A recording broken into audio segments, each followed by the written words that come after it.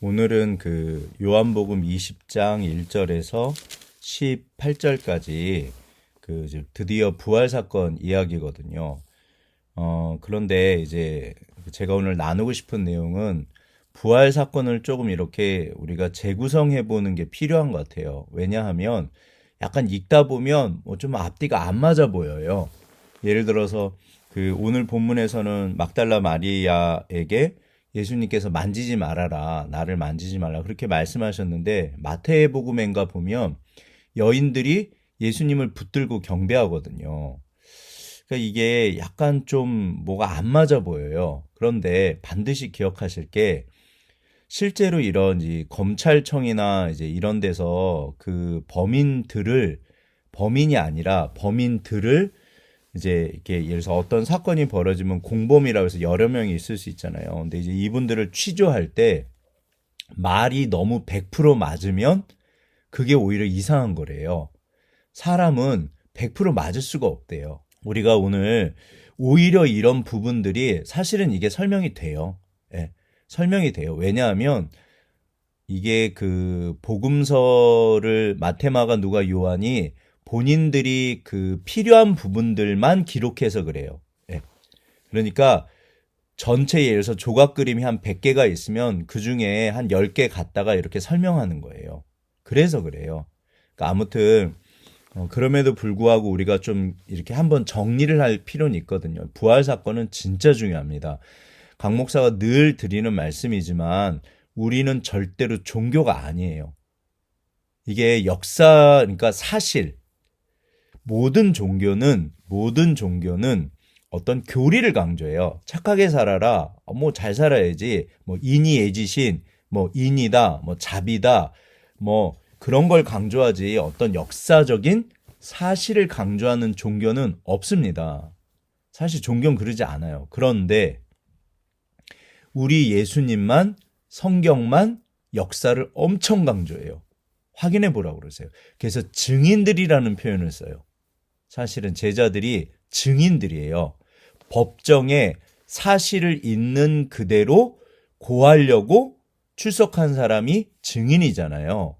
그냥 본 대로, 들은 대로, 아는 대로 말하는 게 증인의 역할이에요. 제자들을 증인이라고 부르세요. 어떤 종교도 증인이라는 표현을 쓰지 않아요. 그러니까 이게 그래서 달라요. 그러니까 부활 사건은 정말 정말 중요해요. 실제로 부활 때문에 돌아오신 분들이 엄청 많습니다. 네. 우리가 아무튼 그래서 이 부활 사건 오늘 요한복음을 가지고 한번 조금 같이 좀 봤으면 좋겠습니다.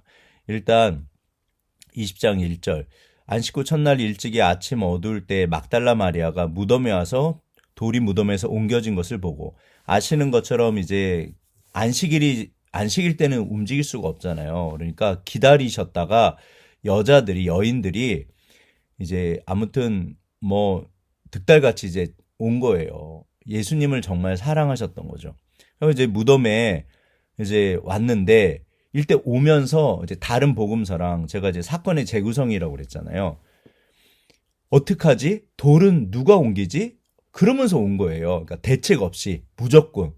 마태복음인가 보면 지극히 큰 돌이라고 돼 있어요.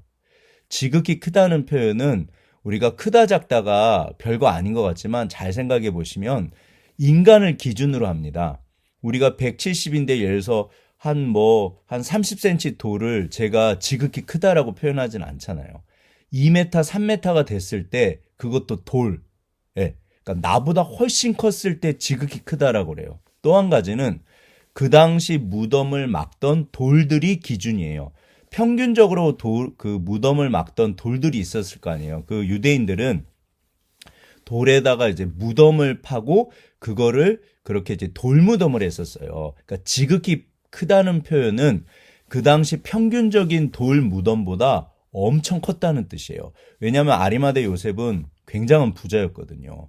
그러니까 부자들이 큰 집에 살고 큰 차를 타고 오늘날에도 우리가 뭐 왕궁도 크게 짓고 경복궁 뭐 저기 중국의 자금성은 어마어마하잖아요. 이 큰 거는 어떤 의미를 가져요. 그래서 옛날부터 크다가 이게 중요한 의미가 있어요. 크다 작다. 근데 지극히 크다. 그러면 돌 자체가 굉장히 큰 거예요, 입구가. 그러니까 여인들이, 이거 어떡하지? 그러면서 간 거예요. 대책 없이. 왜? 보고 싶으니까, 사랑하니까, 예수님 때문에. 근데 갔더니, 우리가 일반적으로 하는 말, 빈 무덤. 예, 돌이 굴려져 있는 거예요. 어머, 저게 뭐야? 뭐 이렇게 된 거예요. 근데 이제 약간 복음서마다 다른데, 아무튼, 돌이 옮겨진 걸 봤습니다. 그러면 이제 그 순간에 여인들이 뭘 생각했을까요? 이게 무슨 일이야?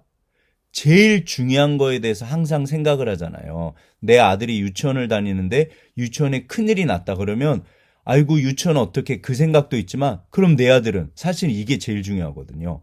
네, 우리 집에 불이 났다? 그러면 안 되지만 만약에 뭐 우리 애가 거기서 뭐 자고 있었다? 그러면 이게 제일 중요한 것부터 사람들은 챙기잖아요. 그게. 그러니까 우리 예수님은 그럼 어떻게 됐지? 무덤이 열렸네? 그러면 먼저 딱 드는 생각은 그럼 예수님은 이렇게 된 거예요. 이게 제일 중요하니까 예수님이. 근데 2절 시몬 베드로와 예수께 사랑하시던 그 또 다른 제자에게 달려가서 말하되 사람들이 주님을 무덤에 가져다가 어디 뒀는지 우리가 알지 못하겠다 하니. 근데 다른 복음서에 보면 이제 우리가 재구성이라고 그랬잖아요. 첫 번째 이제 덩어리로 크게 보면 첫 번째가 무덤에 갔을 때 빈 무덤에서 여자들이 천사들을 만났어요. 부활 소식을 전한 게 첫 번째가 천사들이에요. 천사들에게 부활 소식을 들었고 두 번째 제자들에게 알렸고 세 번째 예수님을 만났어요. 요거를 기준으로 일단은 보시면 돼요. 네. 그러면 지금 요한복음 본문에는 그 내용이 빠졌지만 막달라 마리아는 천사들에게서 예수님이 부활하셨다는 소식을 들은 거예요. 들었어요. 네. 이미 여인들에게 너희가 왜 저기 죽은 자를 살아나신 분을 왜 죽은 자 가운데서 찾냐. 그리고 부활 소식을 들었거든요. 가서 제자들에게 알려라. 천사들이 그랬잖아요. 근데 이 이야기를 듣고 온 거예요. 그래서 이제 시몬 베드로랑 요한에게 근데 이제 보세요. 막달라 마리아가 희한한 소리를 내요. 그러니까 이게 헷갈리는 거예요. 사람들이 주님을 무덤에서 가져다가 어디 뒀는지 우리가 알지 못하겠다. 분명히 천사들이 부활했다고 얘기했잖아요. 근데 갑자기 사람들이 주님을 시체를 어디다 뒀는지 모르겠다. 완전히 딴소리를 내요. 왜 그럴까요? 이게 기억하실 게 나사로 부활할 때 예수님께서 마르다에게 네가 나를 믿냐 부활을 믿냐 그랬더니 당연히 믿죠 그래놓고 딴소리예요. 네. 이거를 인간이란 존재는 영적으로 해석하고 우리들의 어떤 그 이성과 경험 안에서 생각을 해요. 그러니까 아예 생각 자체를 못했다는 거예요. 듣긴 들었는데 딴소리를 하는 이유가 그래서 그래요. 이게 진짜 신기해요. 이게 막달라 마리아 잘못이 아니라 우리가 다 그래요. 분명히 천사들한테 들었잖아요. 근데 딴소리들을 하는 거예요. 그러니까 막달라 마리아가 제자들한테 가서 사람들이 근데 이제 그때 이 말하면서 분명히 천사 얘기는 했겠죠. 당연히 이게 엄청난 일이니까 뭐 돌이 어떻게 보면 횡설수설했을 수도 있어요. 당황하고 너무 놀라고 실제로 그 로마 군인들 지켰던 로마 군인들은 기절해 버렸다고 성경에 써 있어요. 죽은 자처럼 되었더라. 너무 대단한 일이 벌어지니까 천사가 와서 돌을 옮길 때 두 사람은 아예 기절해 버려요. 죽은 자처럼. 그러니까 이 경비병들도 다음에 딴소리해요. 예. 그러니까 이 인간이 감당할 수 없는 거를 보거나 들으면 아예 이렇게 뭐 아무튼 제가 볼 땐 자연스러운 일이에요. 그러니까 저는 성경을 볼 때마다 이게 진짜예요. 이거를 만약에 사기꾼들이 가짜로 하려고 그랬으면 입을 맞췄을 거예요. 성경은 입을 맞추지 않습니다. 그냥 보고 들은 대로 전해요. 그래서 성경은 신실합니다. 있는 그대로 말씀하세요. 아무튼 그러니까 이제 분명히 천사들 얘기도 했고 뭐 좀 횡설수설 좀 했겠죠. 그러니까 뭐 이제 베드로랑 요한이 놀라면서 막달라 마리아가 와서 뭐 예수님이 부활했고 근데 뭐 사람들이 시체를 뭐 이렇게 막 걱정도 하고 막 이걸 이제 본 거예요. 그러니까 이제 보세요. 3절 베드로와 그 다른 제자 사도 요한이죠. 무덤으로 이제 갔어요. 4절 이제 막 달려갔어요. 그런데 세마포 놓인 것을 보았으나 요한이 더 어리니까 막내였거든요. 그러니까 이제 더 빨리 간 것 같아요. 들어가진 않아요. 6절 베드로가 따라서 무덤에 이제 베드로는 좀 무대뽀가 있어요. 이분이 다혈질이고 용감하시잖아요. 그러니까 이게 들어간 거예요. 무조건 두려워하지 않고. 근데 세마포가 놓여 있는데 7절 머리를 쌌던 수건은 세마포와 함께 놓이고 딴 곳에 쌌던 대로 놓여 있는데 8절 그때야 무덤에 먼저 갔던 그 다른 제자도 들어가 보고 믿더라 그래요. 뭘 믿었을까요? 예. 이게 사도 요한은 그만큼 계산이 있는 분이에요. 그러니까 지금 막달라 마리아가 했던 말에 대해서 믿었다는 뜻이잖아요. 이 문맥으로 보면. 그럼 막달라 마리아가 무슨 말을 했다? 사람들이 옮겼다? 일단은 옮긴 거는 없으니까. 그런데 우리가 빈 무덤에 대해서 빈 무덤, 빈 세마포. 세마포가 만약에 사람들이 옮겼으면 세마포를 굳이 벗겨서 옮기진 않잖아요. 그럼 있는 그대로 예수님 시체를 훔쳤다면 세마포가 없어야 돼요. 그게 맞잖아요. 근데 세마포채로 이제 들고 가니까. 근데 그러지 않아요. 세마포가 있기는 있어요. 그런데 예수님 몸만 빠져나오신 거잖아요. 그러니까 이게 진짜 신기한 거예요. 그러니까 사도 요한이 머리가 팍팍팍 돌아간 거예요. 그러니까 보고 어라? 이게 뭐지? 사람들이 훔쳐갔다면 세마포채 들고 갔을 텐데. 근데 그건 아니고, 그러니까 사람들이 훔쳐간 건 아니고. 두 번째, 그렇다면 예수님께서 부활하셨다? 그러니까 뭐 이제 막달라 마리아는 뭐 이제 이런저런 얘기를 막 어떻게 보면 정신없이 했을 수도 있어요. 왜냐하면 이 다음에 마리아가 분명히 들었는데 다른 복음서를 보면 나와요. 먼저 천사들한테 들었어요. 그리고 가서 알렸고 이제 다시 왔는데 마리아가 요 이제 후반부에 보면 또 사람들이 어디다 갖다 놨냐고 그 얘기를 또 해요. 분명히 천사한테 들었는데 부활하셨다고. 그러니까 막달라 마리아가 자기 생각을 못 바꾼 거예요. 끊임없이 자기 생각을 이야기해요. 사람은 내 생각을 바꾸는 게 그게 제일 어려운 것 같아요. 저는 개인적으로 성령의 역사 중에 깨달음의 역사가 있어요. 깨닫게 하신다. 그래서 이제 그러면서 돌이킨 거거든요. 내가 잘못 생각했구나. 내가 잘못했구나.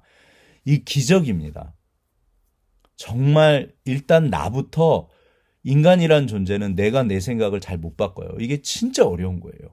네. 이게 아무튼 이제 보세요. 그러니까 따라서 세마포가 그대로 이렇게 시체만 빠져나간 것처럼 기적이죠, 기적. 그대로 이렇게 있는 거예요. 그러니까 베드로랑 사도 요한이 진짜 신기했던 거예요. 빈 무덤, 빈 세마포.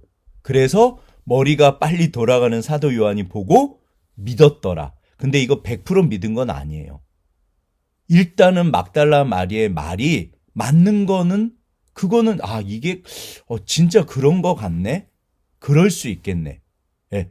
100% 이게 믿음은 시간이 걸립니다. 점점 믿어가는 거거든요. 그래서 오늘날에도 하나님께서 끊임없이 말씀하세요. 예. 우리가 똑같은 얘기를 계속 들으면서 내가 바뀌어가는 것 같아요. 그래서 들을 때마다 똑같은 얘기가 다른 이야기가 돼요. 아무튼 그래서 이제 이의 두 제자가 이제 갔습니다. 그런데 이제 마리아가 다시 온 것 같아요. 그렇죠. 다시 왔잖아요. 이게 이제 오늘 본문이 두 단락으로 돼 있는데 11절. 근데 이제 마리아는 무덤 밖에 서서 울고 있더니 보세요. 이게 만약에 부활하셨다는 거를 마리아가 분명히 천사한테 들었거든요. 그런데 진짜로 그걸 믿었다면 웃었을까요? 울었을까요? 당연히 너무너무 기뻐했겠죠. 근데 막달라 마리아는 여전히 예수님께서 죽으셨다고 생각한 거예요. 이 부활, 그 나사로 부활 때도 마르다 마리아가 부활을 믿죠. 다 믿죠. 해놓고도 딴소리예요. 그러니까 사람은 눈으로 정말 보고 경험해야지 믿게 되는 것 같아요. 네. 이게 오늘날 옛날 사람이나 오늘날 우리나 나나 다 똑같습니다. 저는 사람이란 존재가 그래서 어찌 보면 연약해요. 그래서 끊임없이 말씀하세요. 끊임없이 말씀하세요. 네. 언젠간 그게 들려져요. 그래서 들을 게 있는 자는 들어라. 아직은 우리가 때가 돼야지 들을 기가 생기는 것 같아요. 그건 어쩔 수 없는 것 같아요.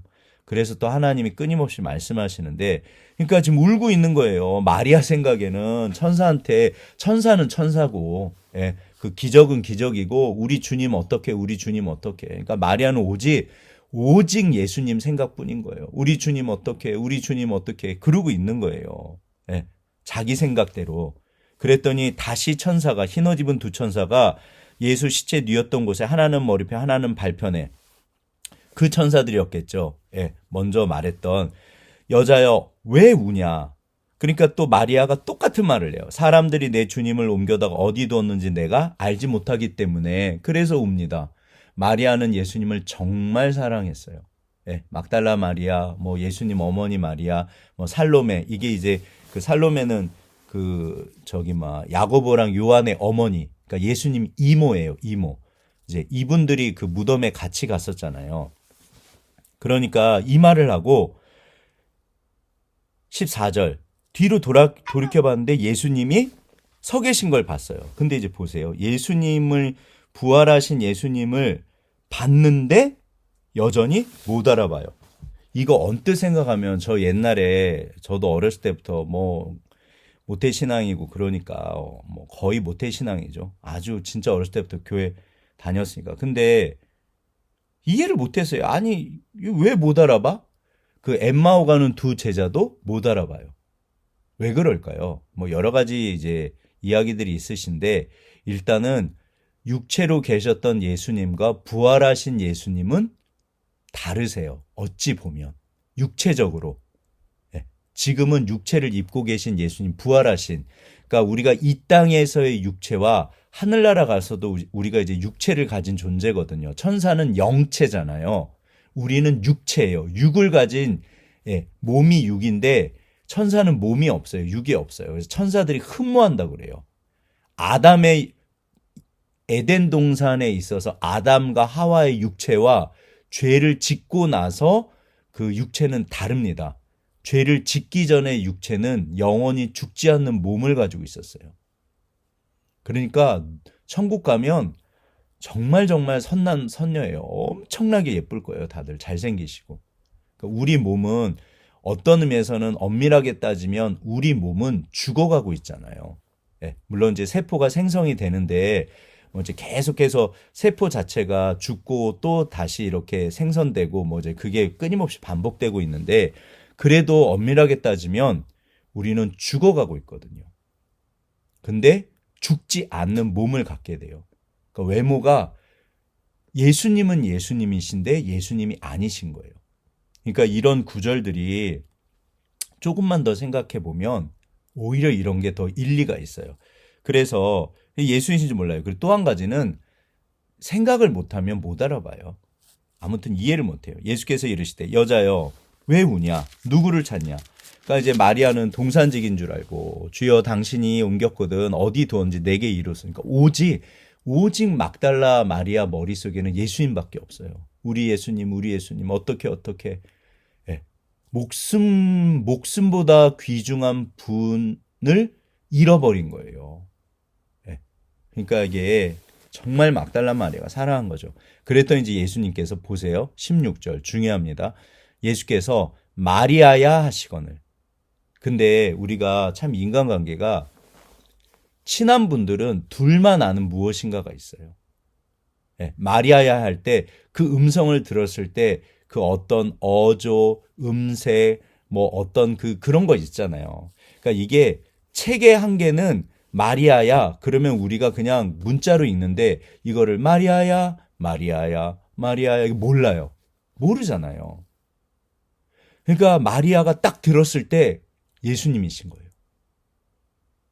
딱 들었을 때 그러니까 이제 알겠는 거예요. 그러니까 마리아가 돌이켜 히브리 말로 선생님 이렇게 된 거예요. 선생님 확인하면서 놀라면서 반가워하면서 이 5만 가지 감정이나 이런 것들이 그 한마디에 들어가 있습니다. 예수님의 그 부름 속에도 정말 수많은 저기가 따뜻한 목소리, 아무튼 반가운 목소리, 걱정하는 목소리, 마리아야, 왜 그리 걱정하느냐? 내가 살아났다고 말했잖아. 내가 나를 사랑하는구나, 고맙다, 뭐 여러 가지가 이게 섞여 있잖아요. 그러니까 마찬가지예요. 마리아도 선생님, 네. 그러니까 얼마나 반가웠겠어요. 그러니까 확인하고 그 다음에 받겠죠. 귀로 듣고 눈으로 보고 어디를 봤다? 예수님 눈을 봤겠죠. 그러면 그 눈빛을 보면 이제 확인이 된 거죠. 아, 예수님. 네. 그러니까 이제 달려가려고 그런 거예요. 당연히. 그러니까 예수님께서 나를 붙들지 마라. 아직은 올라가지 않으신 거예요, 하늘에. 내가 아직 아버지께로 올라가지 아니하노라. 너는 내 형제들에게 가서 이르되 내가 내 아버지 곧 너희 아버지 내 하나님 하나님께로 올라간다 말하라. 근데 여기서 너무 감동스러운 게 내 형제들이라고 표현을 하세요. 제자들을 형제들이라고 그러세요. 나의 형제들. 예수님 살아계실 때 누가 나의 가족이냐. 내 말을 듣고 지키는 자들이 내 가족이다 그러셨잖아요. 그러니까 누군가 예수님을 형님이라고 그러시더라고요. 우리 큰형님. 그래서 제가 속으로 무슨 예수님을 형님이라고 그래. 이게 말이 됩니다. 우리가 실제로 에베소서에 보면 우리가 하늘나라 권속이라 그래요. 근데 그 권속이라는 말이 가족이란 뜻이에요. 우리가 하나님 안에서 가족입니다. 이거는 영적 가족, 혈육의 가족과 영적 가족은 진짜 중요해요. 혈육의 가족도 너무너무 중요해요. 그러나 혈육의 가족보다 더 중요한 건 영적인 가족이에요.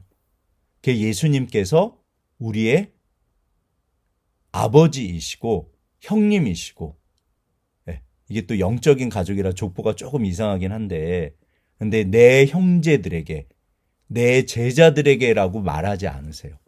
내 형제들에게 가서 알려라 그러세요. 그러니까 이게 이제 18절. 그래서 이제 아무튼 우리가 마무리를 하시면 이게 우리가 조금 앞뒤가 안 맞아 보일 수 있어요. 그런데 진짜 예를 들어서 제가 맨날 부활장이라고 고린도전서 15장 베드로에게 분명히 보이셨거든요. 근데 사복음서에는 안 나옵니다. 요한복음에서 예수님께서 하신 일이 너무 많기 때문에 이 모든 것을 다 기록할 수 없다 그러세요. 이거를 쓰려고 그러면 부족하다. 세상 책으로도 안 될 거다. 그러니까 필요한 부분들을 이렇게 적어 놓으신 거예요.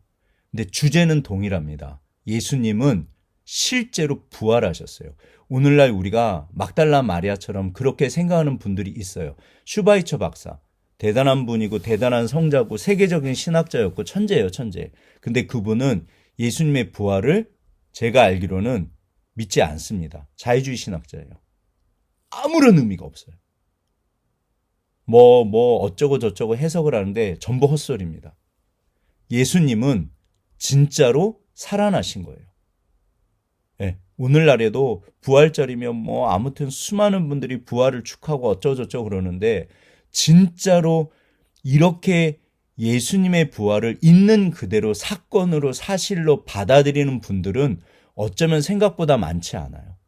여전히 우리가 예수님의 부활을 그냥 천사한테 들어도 계속 그냥 아무리 교회에서 성경에서 얘기를 해도 에이 종교 얘기지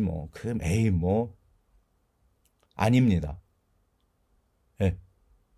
이게 아무튼 우리가 부활 사건의 재구성을 해서 제가 이게 다음에 좀 더 깊이 있게 하나하나 하려면 시간 오래 걸리잖아요. 그런데 첫 번째는 천사가 먼저 부활 소식을 전했고 그 다음에 제자들에게 고했고 그 다음에 예수님께서 직접 이제 여인들을 이제 만나 주세요. 그래서 그 마태복음도 아무튼 그런 식으로 크게 이 세 가지 흐름 정도로 정리를 해가지고 보시면 훨씬 그래도 이게 눈에 이제 들어오세요. 예수님 40일 동안 계셨잖아요. 부활하시고 나서. 그 다음에 10일 있다가 오순절 때 마가다락방에 성령으로 임하십니다. 우리가 이렇게 아무튼 좀 순서대로 성경을 깊이 있게 알고 보고 분명한 건 뭐냐면 예수님은 역사예요. 이순신 장군 역사로 믿으시잖아요. 세종대왕. 우리가 무슨 그거 단군 신화처럼 그렇게 믿지 않잖아요. 정말 중요합니다. 우리가 오늘도 다시 한번 부활 사건이 내 삶에 우리들의 삶에 진짜로 이렇게 듣고 나서도 울고 있는 막달라 마리아 말고 진짜 예수님을 만났을 때 완전히 바뀌잖아요. 우리가 오늘도 그렇게 정말 예수를 만나서 완전히 바뀐 그런 삶으로 승리하시기를 주의 이름으로 축원합니다. 기도하고 마치겠습니다. 거룩하고 살아계신 하나님 아버지, 주님만이 주님이십니다. 주님은 역사이시고 사실이시고 부활 사건은 종교가 아닙니다. 진짜입니다. 역사하시고 한 분 한 분 만나주시고 주께서 주가 되옵소서. 주님만이 주님이십니다. 사랑합니다. 주님 감사합니다. 예수님 이름으로 기도했습니다. 아멘. 감사합니다.